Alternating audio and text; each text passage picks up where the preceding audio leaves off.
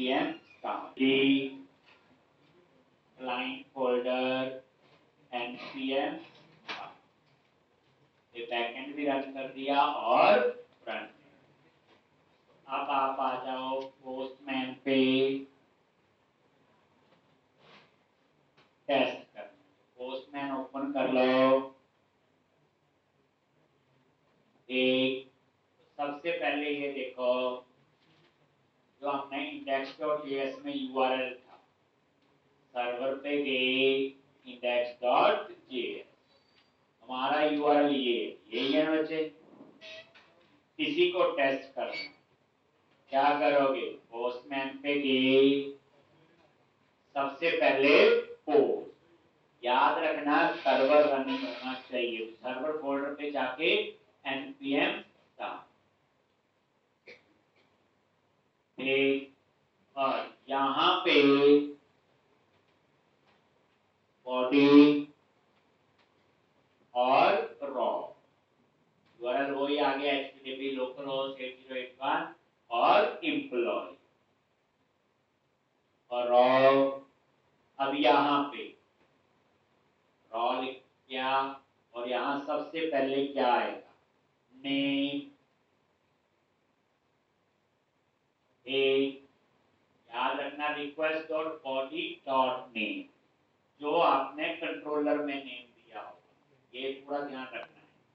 जैसे कंट्रोलर बनाया था और यहाँ हम क्रिएट वाले की बात कर रहे हैं, तो ये नेम लिखा होगा। समझ आगे बात? अगर आप यहाँ ई नेम करो तो वहां ई नेम, ऐसे ही एड्रेस जैसे यहाँ ये सारा कहाँ से आ रहा है? फ्रंट एंड से। ठीक, अब आपने मैंने क्या लिखा? नेम, और यहाँ पे नेम कॉमा फिर एड्रेस, तो ये जो कंट्रोलर में रिक्वेस्ट और बॉडी में दिए होंगे,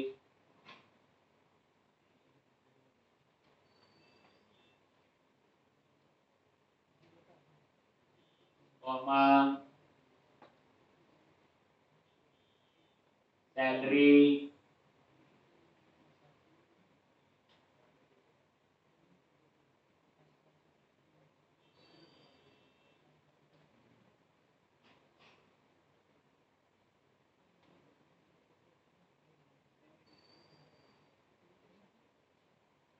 और सेंड पे क्लिक कर।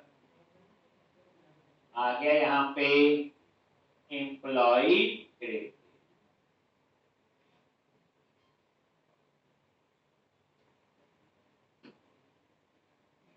एक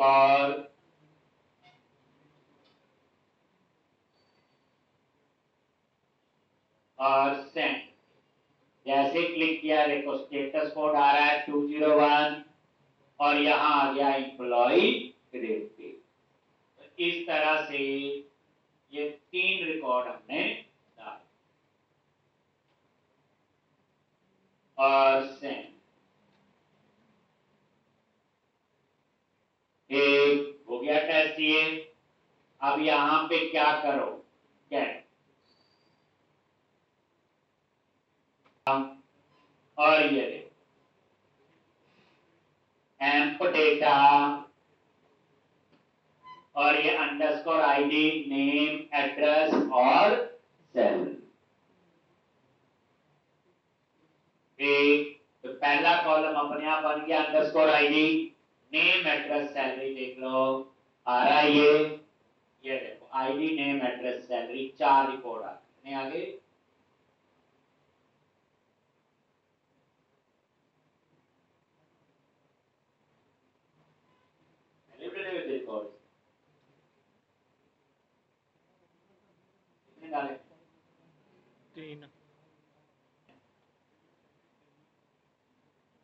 गेट एम्प्लॉय, एम्प्लॉय मॉडल और एम्प डेटा है, तो ठीक है। एक कौन सा डेटाबेस है?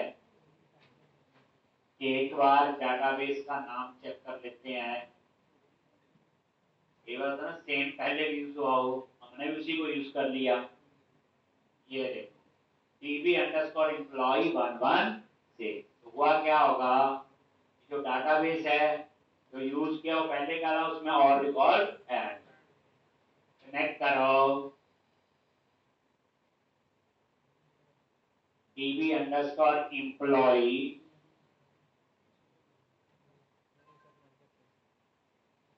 116, यही है ना। क्लिक किया और ये देखो 6 रिकॉर्ड आ रहे हैं। एक तो हुआ क्या, ये पहले भी होगा और है, इसमें कोई हर्ज नहीं है। आईडी तो नहीं की है, एक नहीं तो मुझे दोबारा ऐड करनी पड़ेगी और कुछ नहीं है। एक मतलब ठीक है सारा जो भी है। अब आप लोग कैट की जगह पुट कर, ठीक है जी। और ये दमन कुमार वाला जो आईडी है, क्योंकि फिर इसमें क्या पास करना पड़ेगा बोलो, आईडी। और ये आईडी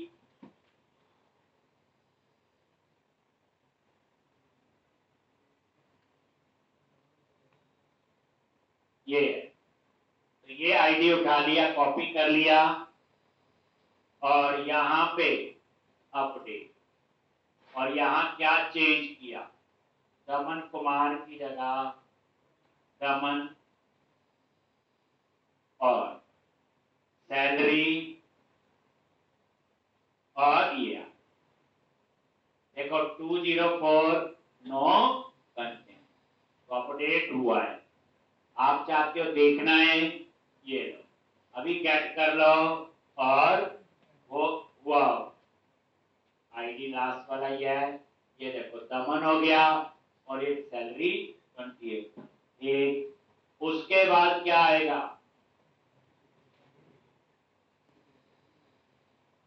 और यहां पे डिलीट में तो सिर्फ आईडी ही पास करना है, तो ये आईडी लिखा हुआ इसी को हम डिलीट कर देते हैं दमन वाले। सेंड पे क्लिक किया, ये देखो एम्प्लॉय डिलीट। अब गेट पे दोबारा से चेक कर लो, एक को दमन वाला डिलीट, मेरे जी। तो इस तरह से आप ये टेस्ट कर सकते हो, पहले भी पता ही है वैसे, ये तो कुछ भी ऐसा नया नहीं है, ठीक है जी। तो ये था, ये बात टेस्ट हो गया, बिल्कुल ठीक है। अब आपने क्या करना है बोलो, अब हम जाएंगे फ्रंट एंड, कहां पे, एपीआई को कंज्यूम करने के लिए।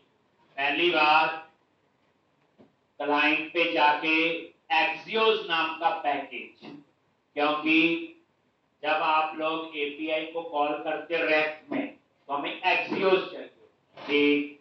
आप क्या करो, सबसे पहले एक नया कमांड प्रॉम्प्ट ऐड कर लो और cd client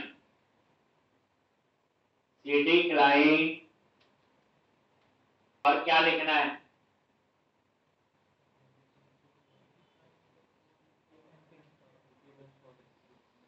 एक npm i axios, कौन सा पैकेज होता है बच्चे, क्लाइंट पे। अब देखो एंगुलर में क्या होता था, http क्लाइंट, ASP.NET कोर में होता था IHTTP क्लाइंट फैक्ट्री। सब में अपना अपना तरीका है, जावा का कुछ और होगा, PHP का कुछ और है। और ये पैकेज आपका इंस्टॉल हो गया, आप चेक कर लो, क्लाइंट पे गए और ये पैकेज डॉट JSON ये एक्सियोस है जिससे हम एपीआई को कॉल करते हैं, ठीक है जी। बस axios.get put post delete, बस ठीक। वहां क्या http client.get put post, ठीक। और रिएक्ट में आसान है, उधर से आप देखोगे तो ये पैकेज आपका इंस्टॉल हो। अब एसआरसी डिजाइन तो तैयार है, स्क्रीन पे गए और employee.js पोस्टमैन में टेस्ट शुरू कर दे, ठीक। अब क्या करना आपने बोलो, यहां पे आ गए, ठीक है जी। अब यहां पे सबसे पहले वेरिएबल, तो एक तो डिस्प्ले के लिए क्या लिखोगे, कॉन्स्ट क्या डिस्प्ले करने हैं, एम्प्लॉइज और मेथड का नाम रख दिया सेट एम्प्लॉय। ये क्या आएगा याद करो, बाइटकोड ना, ये एरे याद है, एम्प्लॉइज लिस्ट बनाया था एंगुलर में, ये वही है, ये एम्प्लॉय डिस्प्ले के लिए। फिर एक वेरिएबल ओवरलोड डाटा, जो टेक्स्ट बॉक्स का डाटा रखना है, तो उसके लिए फॉर्म और सेट फॉर्म, और यहां पे यूज स्टेट, और यहां पे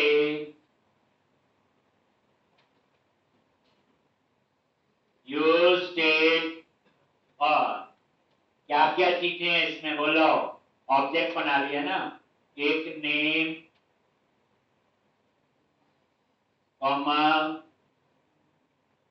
एड्रेस कॉमा सैलरी,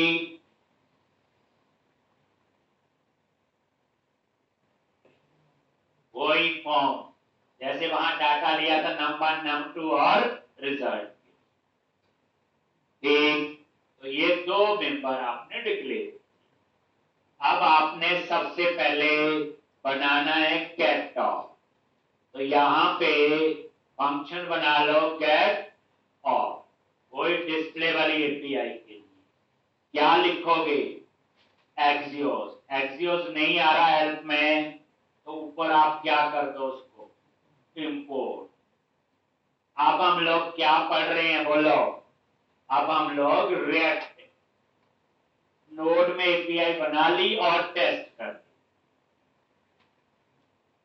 अब ये गेट ऑल ऊपर वो इंपोर्ट कर दी, और क्या लिखना है एक्सियोस डॉट गेट, और यहां पे यूआरएल http://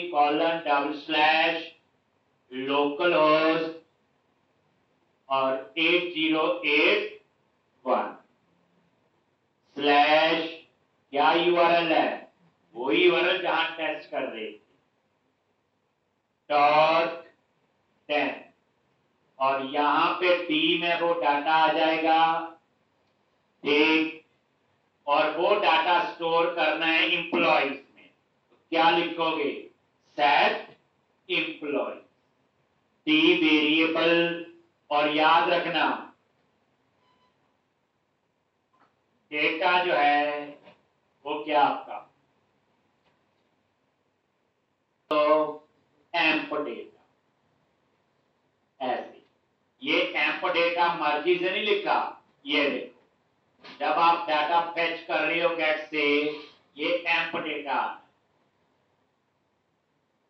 ठीक, और ये एम्प डेटा कहां से आ रहा है, जो हमने कंट्रोलर बनाया हुआ, ये देखो जो हमने, ये देखो एम्प्लॉय कंट्रोलर में जो गेट एम्प्लॉय था, ये देखो इसी में तो डाटा भेजा हमने, एक पूरा समझ के मतलब कहने का। तो टी आपका ये वेरिएबल है ऊपर, डाटा कीवर्ड है, और ये एम्प डेटा डॉट कैच, और यहां पे अगर कोई एरर आती, ठीक, तो यहां पे जाएगा कंसोल डॉट लॉग, और मैसेज दे दिया fail to fetch data.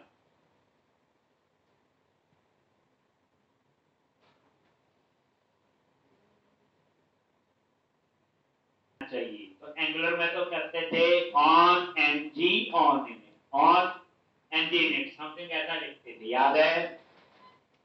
But इसके अंदर आपका ये जो यूज लिखते हैं यूज स्टेट, ये हुक होते हैं, क्या होते हैं ये, तो एक हुक है उसका नाम है यूज इफेक्ट, और यहां पे यूज इफेक्ट इस तरह से एरो फंक्शन बनाओ, और ये यूज इफेक्ट जो है ये आपका एक बार कॉल होगा, पहली बार सबसे पहले ये कॉल हो जाए, और किसको कॉल करेगा, गेट ऑल, देख लो यूज बैक, उसके अंदर एरो फंक्शन और एक डिपेंडेंसी एरे दिया स्क्वायर ब्रैकेट लास्ट में। बेसिकली होता क्या है, यूज इफेक्ट पहली बार तो कॉल हो जाएगा, दोबारा वो अपने आप कॉल नहीं होगा। उसके लिए क्या होता है, ये डिपेंडेंसी एरे होगा, इसके अंदर कोई वेरिएबल का नाम दे दो। जब ये डिपेंडेंसी एरे चेंज होगा तब यूज इफेक्ट कॉल होता है।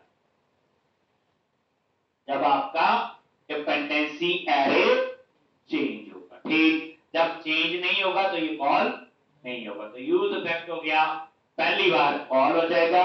नेक्स्ट टाइम ये जो स्क्वायर ब्रैकेट में मान लो आपने एक वेरिएबल दिया ए, और इस वेरिएबल को नीचे आप यूज कर रहे हो, जब इस वेरिएबल वैल्यू चेंज होगी तो ऑटोमेटिकली यूज इफेक्ट कॉल, जब चेंज नहीं होगी तो नहीं कॉल, ठीक। तो अभी हमारी रिक्वायरमेंट इतनी थी कि पहली बार ये कॉल हो।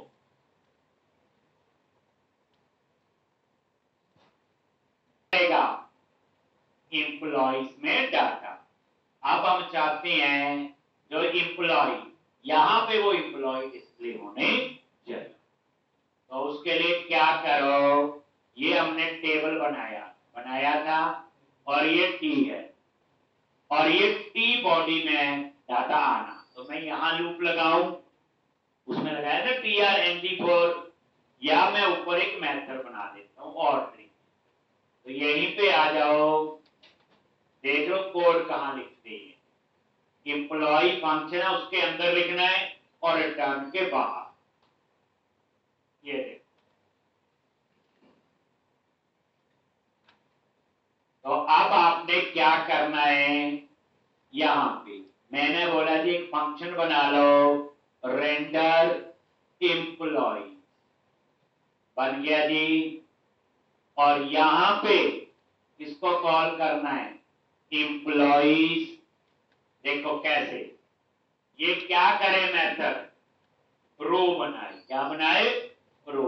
हम इस मेथड को कहां कॉल करेंगे, नीचे टी बॉडी के अंदर। टी बॉडी क्या करता है, रो बनाएगा, उतनी रो। तो यहां पे नए तरीके से देखो, रिटर्न, और रेफ के अंदर लूप कैसे लगता है, एम्प्लॉइज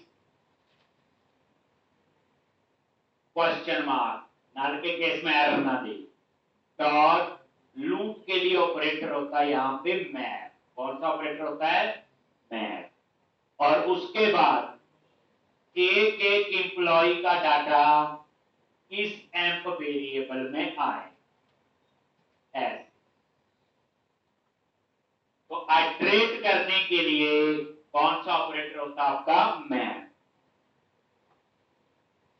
ये रहेगा मैप ऑपरेटर। जैसे एम्प्लॉइज क्या है, इसमें सारे एम्प्लॉय का डाटा आएगा, एरे होगा। मान लो 4 एम्प्लॉय हैं, तो पहले एम्प्लॉय का डाटा उठाएगा, एम्प में डालेगा, दूसरे का, तीसरे का, चौथे का, और उसके बाद क्या करेगा, रिटर्न, और यहां पे tr,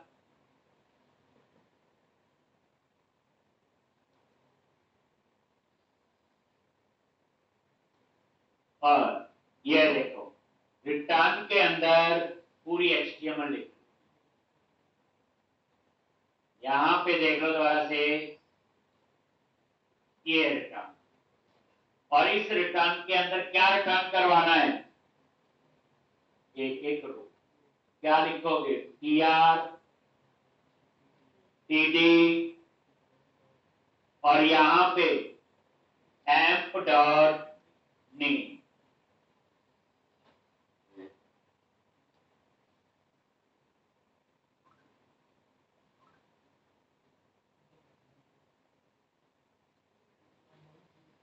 amp dot name, single करली ब्रैकेट लगती है, वहां डबल लगती है, एक। अब नेम के बाद एड्रेस और सैलरी, तो ये आपका आ जाएगा, ये देखो एड्रेस, और ये आपका आ गया, बोलो, सैलरी। और उसके बाद यहां पे एडिट और डिलीट के 2 बटन।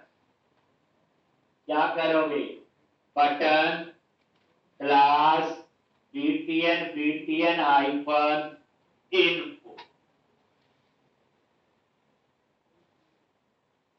BTN हाइफन इन्फो, और इसके क्लिक में डेटा हाइफन टारगेट, और यहां पे हैश, कौन सा मॉडल बनाएंगे, एडिट मॉडल बनाना है नीचे उसे कॉल करने के लिए, और डेटा हाइफन टोकन और मॉडल, और यहां पे टेक्स्ट दे दिया एडिट। ये क्या लिखोगे, क्लास बीटीएन हाइफन डेंजर, और यहां पे डिलीट, क्या आएगा, डिलीट। तो एंगुलर में कैसे लिखा था, उसी के इक्विवेलेंट हुआ पूरा ये, वहां एक्सियोस की जगह एचटीटीपी, यहां मैंने रेंडर एम्प्लॉय थोड़ा अच्छा बना दिया, नहीं तो वहां तो हम लोग टीआर में स्टार ng4 लिख दिया, तैयार करो। यहां लूप के लिए मैप ऑपरेटर है, चीजों को थोड़ा समझना है, और इसमें यूज इफेक्ट अपना अपने आप कॉल होता है जब पहली बार आप इसको एक्सेस करते हो, दोबारा तब कॉल होगा जब उसका डिपेंडेंसी अरे चेंज करो। अब ये जो रेंडर एम्प्लॉइज है इसे नीचे कॉल कर लो, कहां पे, ये देखो, और टी हैट और टी फॉर, और यहां पे क्या आएगा, रेंडर एम्प्लॉय, जो ऊपर बनाया, और उसको कॉल कर, और जो 4-5 रिकॉर्ड वहां नजर आ रहे थे वो अब आ जाने चाहिए। देखो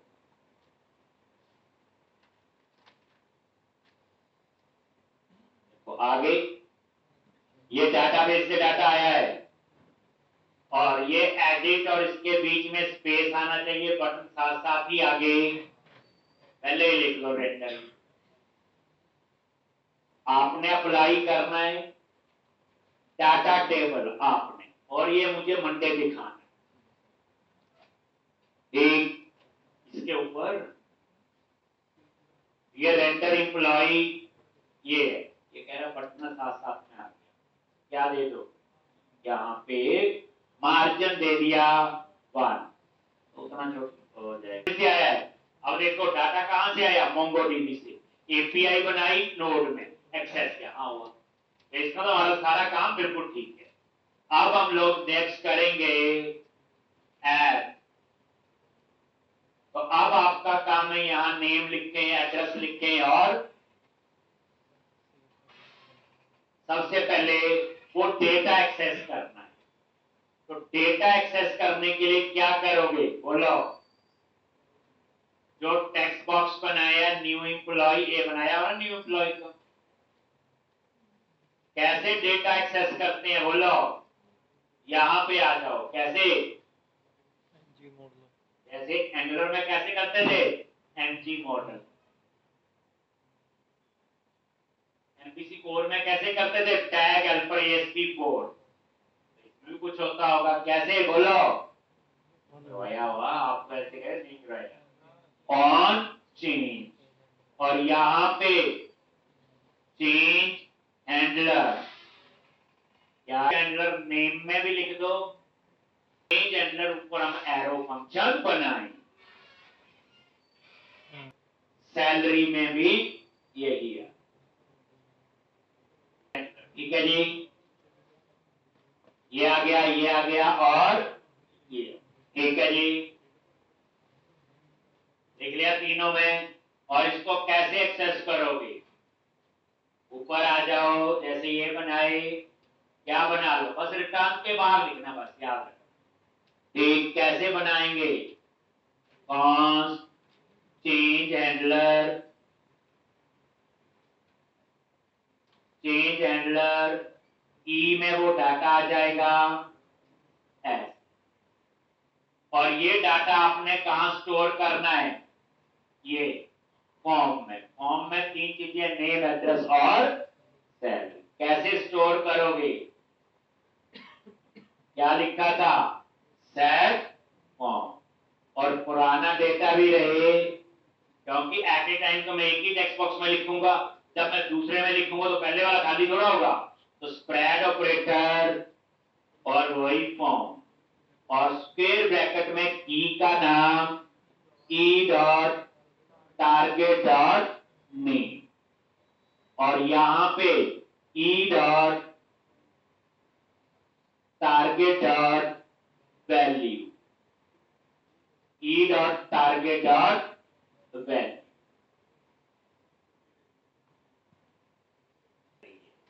जैसे जैसे नेम एड्रेस सैलरी, और बस इसका फंडा एक चीज याद रखना, इनके नेम आपने देने चाहिए।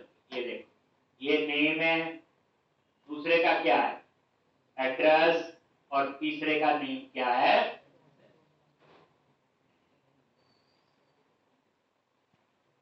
एक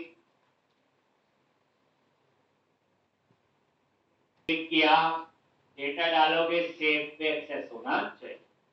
पॉइंट तो ये हो गया।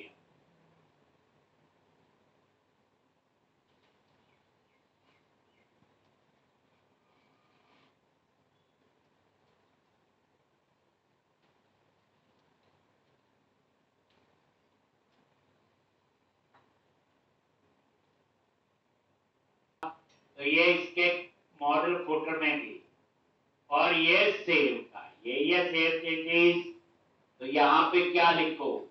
ऑन क्लिक, और यहां पे क्या आ जाएगा? Save click. और ये जो सेव क्लिक है,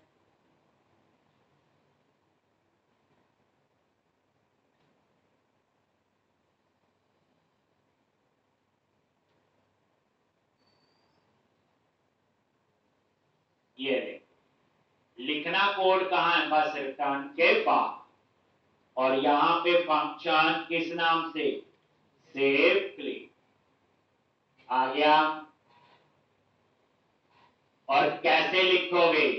देख लो, अब एपीआई पर चेक कर लो डाटा आ रहा है कि नहीं। अलर्ट फॉर्म डॉट नेम, एक बार हम कैसे देख लेते हैं, तब बाकी फिर कोड लिखो। ये देखो, इसको रिफ्रेश किया, ऐड, यहां पे ए लिख दिया, सेव चेंजेस पे क्लिक करो, ये देखो डेटा एक्सेस हो गया। तो ये एक्सेस के लिए जो चेंज हैंडलर है याद रखना। तो अब यहां पे क्या करोगे? एक क्या करना है यहां पे बोलो? एक एक्सियोस डॉट पोस्ट, और डबल कोट्स में बस पोस्ट आएगा, यूआरएल आपका सेम है। जो कैट ऑल में भी जो लिखा आपने, वो आपका सेम है।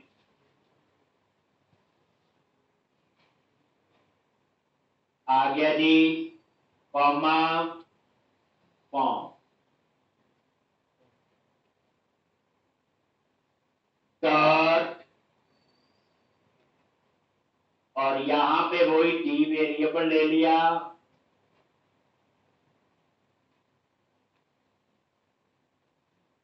एक, और यहां पे आप मैसेज अलर्ट डी में, और जो डेटा एक्सेस करना है तो डेटा कीवर्ड, और वहां पे मैसेज आएगा। ये मैसेज वो है, ये देखो कंट्रोलर में। अब हम इस पे आ गए, ये मैसेज है, इस मैसेज में आ जाएगा एम्प्लॉय ग्रेड, ये वाला आएगा। ठीक, तो मैंने लिख दिया D dot data dot message, और उसके बाद कॉल कर लिया किसको? गेट डॉट, और उसके बाद डॉट कैच,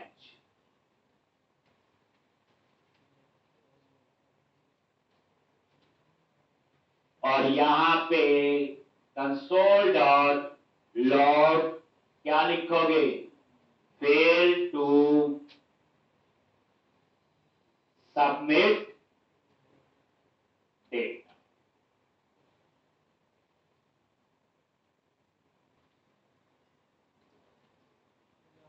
तो ठीक, ये सेव का कोड है। अब उसके बाद अपडेट और डिलीट, ये देख लो, नजर मारो, ऐड नेम, एड्रेस और सैलरी, सेव आ गया ना एम्प्लॉय क्रेडिट, देन ओके, और ये देखो नीचे भी आ,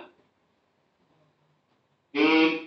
अब उसके बाद फिर ऐड पे क्लिक किया तो ये खाली नहीं हो रही, तो इसके लिए क्या करो, एक मेथड बना लो रीसेट फॉर्म, एक इसी के नीचे फॉर्म रीसेट फॉर्म,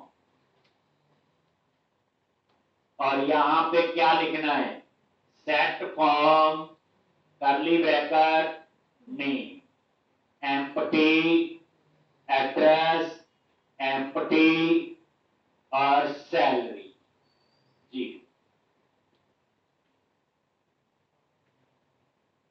ठीक। और इस रीसेट फॉर्म को आप यहां पे कॉल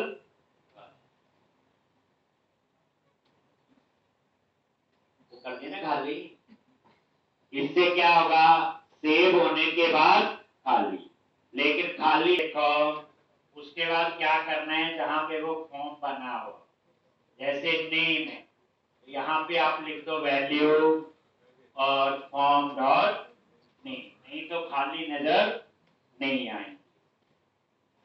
ठीक इसी तरह से नीचे आप आ जाओ, किस पे, इस विकेट पे, इस क्वेश्चन को 3-3 4-4 बार कर लेना पूरा समझ, सिंटैक्स हमने बाकी तो आता ही है। एक एड्रेस, और ये लास्ट आपका क्या था, सेट।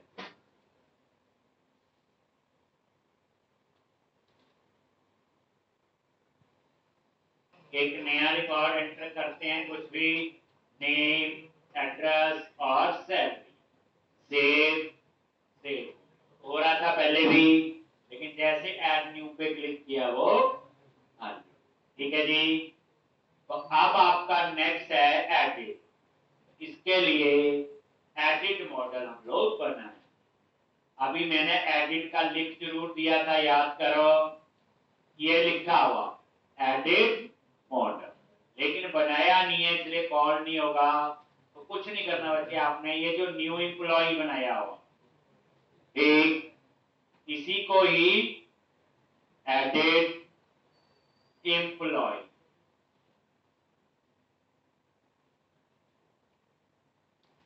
एडिट एम्प्लॉय, और यहां पे यही कॉपी कर, न्यू एम्प्लॉय वाला पूरा टेक्स्ट, एक मॉडल का नाम न्यू मॉडल, एडिट मॉडल करेंगे, जहां न्यू एम्प्लॉय लिखा है वहां क्या करेंगे, एडिट एम्प्लॉय, और लास्ट में सेव क्लिक की जगह अपडेट, ये लो जी। लेकिन डेटा कैसे आएगा, लो पेस्ट कर दिया, ये देखो जहां पे न्यू मॉडल लिखा हुआ उसको कर दो चेंज एडिट मॉडल, जहां न्यू एम्प्लॉय उसको कर दो एडिट एम्प्लॉय,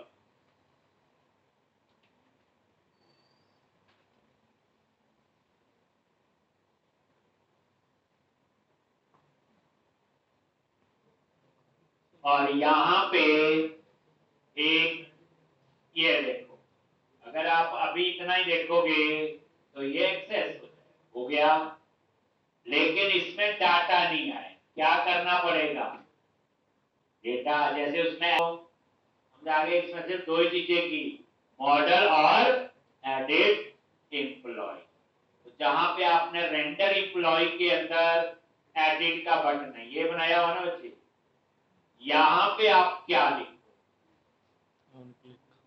पावर, ये आ गया, एरो फंक्शन बना दिया, और यहां सीधा लिख दिया सेट फॉर्म, और ये पास कर दिया एम, बस ये लूप के अंदर ही है, एम्प में एम्प्लॉय का डेटा आ रहा है, तो मैंने क्या किया, वो सारा डेटा जो है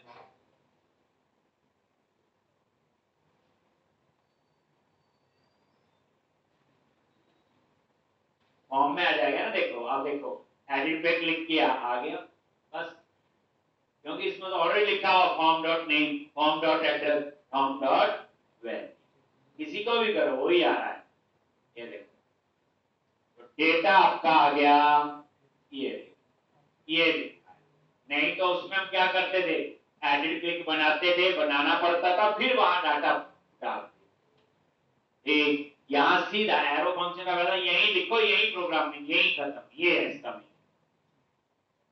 इसको जरूरी नहीं कॉल करना, जरूरी कॉल थोड़ी किया हमने, यही बना यही कॉल हो गया।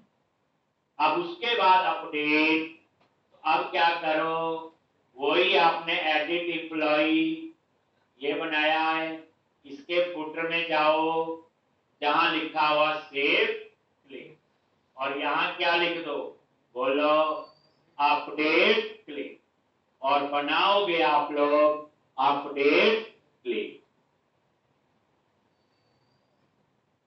टेस्ट कर ली, आप इसको एंगुलर में कॉल कर, ये अपने आप करना, ठीक। वर्ली चाहिए, VS कोड तो है, तो एक प्रोजेक्ट होगा, किसका बना लो, एंगुलर का, वहां कॉल कर लो इसको। इसी सेम क्वेश्चन को दोनों से, फ्रंट एंड चेंज है, रेक्ट में तो मैं करवा रहा हूं, एपीआई नोड में बनाई, कंज्यूम करके दिखाना मेरे को, नोड में एपीआई बना दी, मैं एंगुलर रेक्ट में कॉल कर रहा हूं, आप इसे किस में कॉल करो, एंगुलर फॉर्म डॉट 10, और यहां पे डी, और ये गोस, ठीक, क्या आएगा यहां पे, अलर्ट डी, डेटा कीवर्ड है, और जो मैसेज की वहां पे दी, उसके बाद कॉल कर लो गेट ऑल और रीसेट फॉर्म डॉट कैच, अगर कोई एरर है तो यहां पे क्या करोगे, कंसोल डॉट लॉग, क्या लिखोगे, fail to submit data, fail to submit data,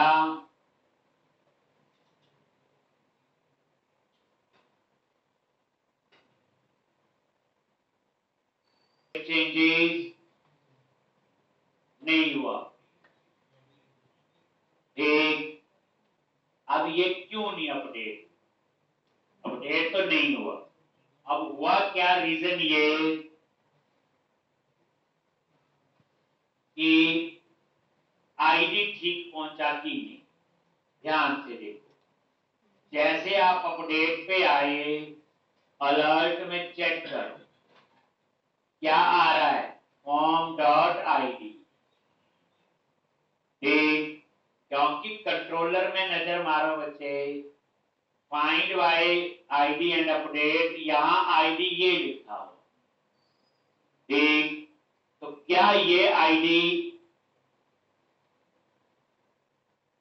ये मैंने ऊपर के अलर्ट कर दिया, आ रहा है कि नहीं आ रहा है, देख लेते हैं, एडिट और सेव, देखो अनडिफाइंड है, इसका मतलब है आईडी नहीं है, ये क्या आ रहा होगा, अंडरस्कोर आईडी।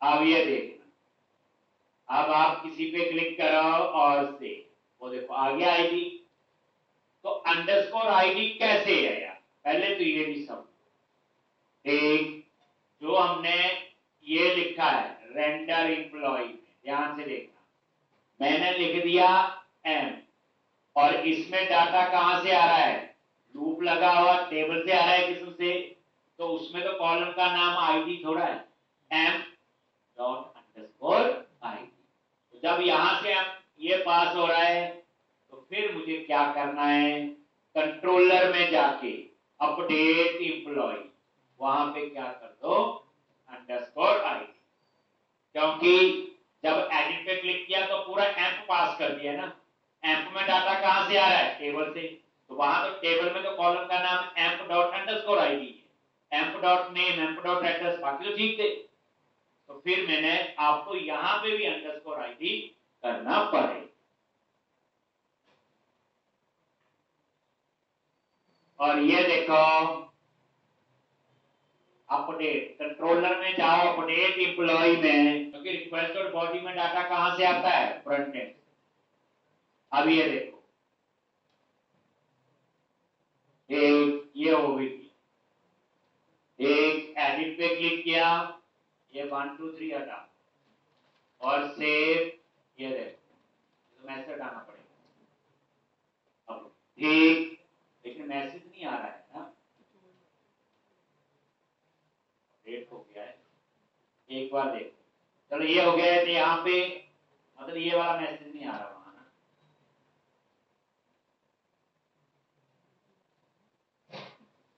चलो भी देखते हैं हमने क्या लिखा है। अपडेट क्लिक कहां बनाया, बाकी चलो हो गया, t.data. मैसेज गेट ऑल, और ये लिखा हुआ ना, तो एक बार तो रिफ्रेश करके दोबारा लिख देते हैं। कोई भी रिकॉर्ड एडिट करना है, ये दमन कुमार राणा,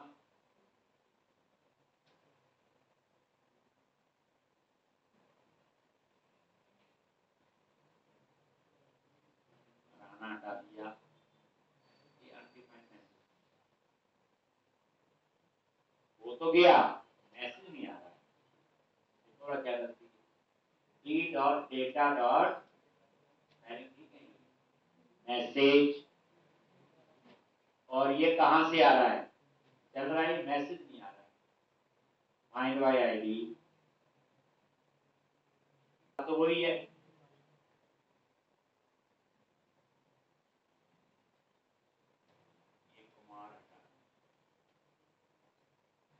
ठीक होगा। जैसे कि आप 204 का बोलते नो कंटेंट, तो वो कुछ भी रिटर्न नहीं कर रहा, इसलिए ठीक, तो वहां पे मैंने 200 कर दिया,